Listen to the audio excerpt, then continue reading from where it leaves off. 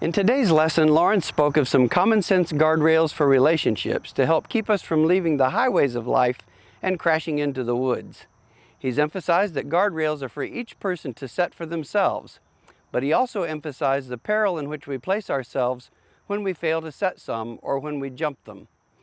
This encapsulates both the importance of having guardrails and the difficulty of selecting good ones.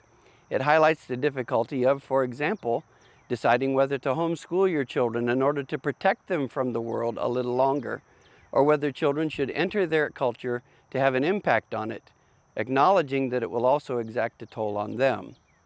This dilemma faces down the question of whether we insulate ourselves from the world or mingle with it, and to what extent.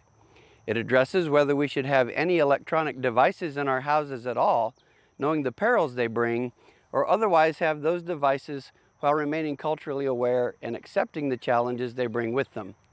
It asks whether we should bring people into our homes to be hospitable or keep them out of fear of what might happen to us. For example, the priest and the Levite in the parable of the Good Samaritan did not sully themselves with the blood of the innocent man who fell among thieves. They played it safe, on the opposite side of the road. The Samaritan put himself in peril and ministered to the man, and in doing so, stands an example for us to get involved. God wants us to interface with the world, to be helpful, generous, hospitable, loving, and evangelistic, even knowing that being all these things puts us in close proximity to a hostile world and makes us physically and spiritually vulnerable.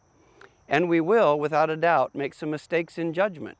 God has called us to making judgments, even consequential ones, and by default making some mistakes.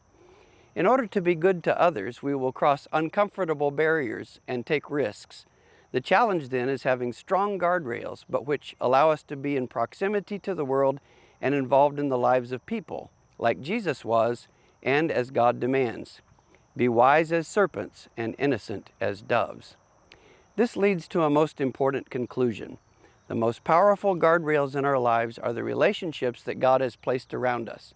If we have a rich relationship with God and with believers, our spouses, our children, our siblings, and our church family, we will probably not stray far, and when we do, we will probably return.